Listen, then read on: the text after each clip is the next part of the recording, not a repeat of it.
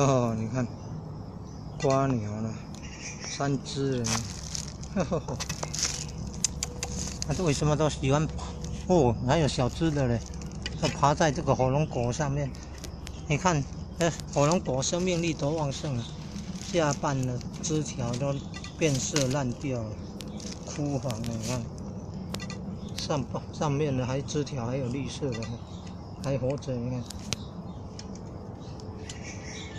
生命力旺盛的火龙果，长得好的话，你看，你看，还可以开花结果的，已经有收成了。